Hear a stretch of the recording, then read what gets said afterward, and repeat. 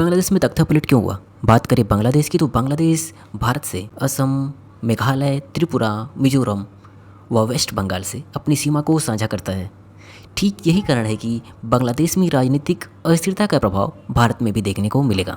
बांग्लादेश की बात करें तो बांग्लादेश 1971 में पाकिस्तान के पूर्वी प्रांत से अलग होकर एक स्वतंत्र देश के रूप में अस्तित्व में आया था तथा पहली बार शेख मुजीबुर रहमान ने अवामी लीग से यह चुनाव जीता था तथा ठीक 3 साल 13 दिन बाद तख्तापलट हुआ और शेख मुजीबुर रहमान को भी मार दिया गया। इसी आरक्षण के कारण शेख मुजीबुर रहमान की भी हत्या हुई थी। वो आरक्षण शेख मुजीबुर रहमान ने ही लाए थे। वो आरक्षण यह था 30% फ्रीडम फाइटर को आरक्षण दिया जाएगा तथा 10% वुमेन जो वार में अफेक्टेड हुई हैं उनको आरक्षण मिलेगा तथा 10% डिस्ट्रिक्ट कोटा को आरक्षण दिया जाएगा और 5% ट्रिब्यूनल कम्युनिटी को आरक्षण दिया जाएगा तथा 1% उस समय जो दिक्कत का सामना हुआ था संग्राम के दौरान उन्हें भी 1% आरक्षण मिलेगा। यही आरक्षण आज शेख हसीना का देश से अपने देश को छोड़कर भारत आना पड़ा। दरअसल विद्रोह की शुरुआत कुछ इस तरह से हुई। 2018 में जब शेख हसीना चुनाव जीतती हैं तो छोटे मोटे विद्रोह के साथ उन्होंने सभी आर्मी कोटे को 30% सभी जगह से हटा दिया, सिर्फ मेडिकल सेक्टर को छोड़ करके। और अब जब 2024 में वो दोबारा चुनाव जीतती हैं, इसे इलेक्शन को फेयर इलेक्शन नहीं माना गया। लेकिन अब ठीक उसी समय हाई कोर्ट का एक फैसला आ जाता है कि 2018 में उनके द्वारा हटाए गए जो 30% कोटा थे वो असंवैधानिक था, वो शेख हसीना द्वारा नहीं हटाया जा सकता।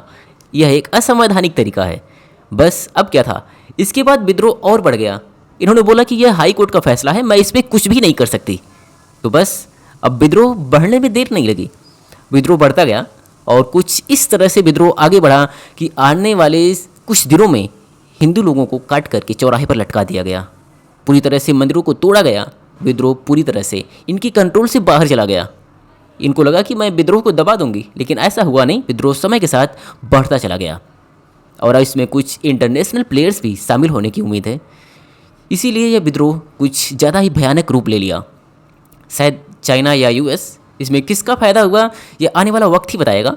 लेकिन वहाँ पर शेख हसीना को एक रूल पारित करके अपने संविधान में संशोधन करवा के कोटे को पूरी तरह से हटाया जाना चाहिए था, तब यह विद्रोह पूरी तरह से दब जाता। तो एक छोटी सी गलती के कारण आज शेख हसीना को बांग्लादेश के प्रधानमंत्री पद से इस्तीफा देना पड़ा। लेकिन वहाँ पर मोहम्मद यूनुस का अब इस समय करता धरता बनना पूरे देश का कुछ हद तक यूएस को कैटेगरी में लाता है। सिंपल सी बात यह थी कि इनके हटने के बाद वहाँ पर जमात-ए इस्लाम या बीएनपी का कोई सदस्य आना चाहिए था, लेकिन वहाँ पर मोहम्मद यूनुस आते हैं जिन्हें यूएस का सपोर्ट है।